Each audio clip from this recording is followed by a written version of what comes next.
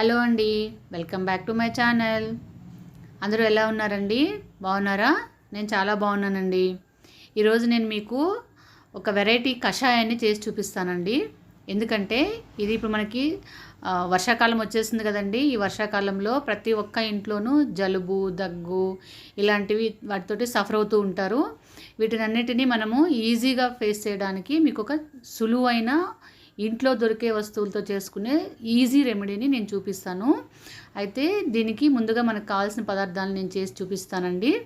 అవి ఏంటంటే మనకి ఇందులో ధనియాలు, కొంచెం ఒక అంగుళం ముక్క అల్లము, అలాగే కొన్ని మిరియాలు, దీంట్లో తులసాకులు ఒక 10 తులసాకులు తీసుకోండి. అలాగే కొంచెం బెల్లం తురుము, మీకు తాటి బెల్లం దొరికినా ఓకే, లేదంటే నార్మల్ బెల్లమైనా ఓకేనండి.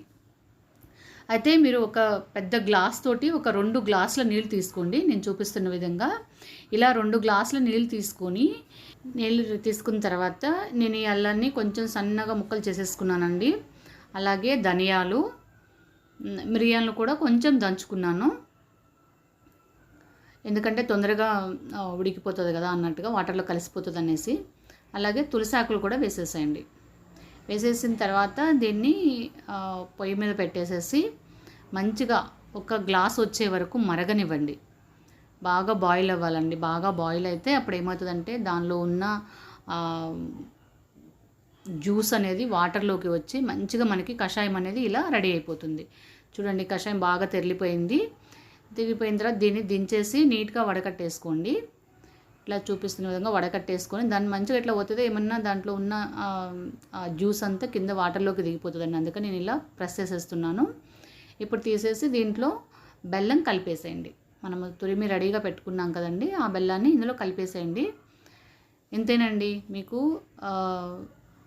కషాయం అనేది రెడీ అయిపోయింది.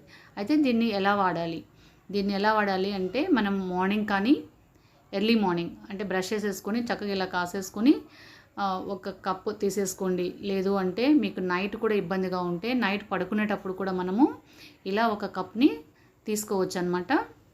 ఇలా మీరు 4-5 రోజులు కానీ తీసుకున్నారంటే మీకు చాలా ఫాస్ట్గా రిలీఫ్ అనేది వచ్చేస్తుందండి.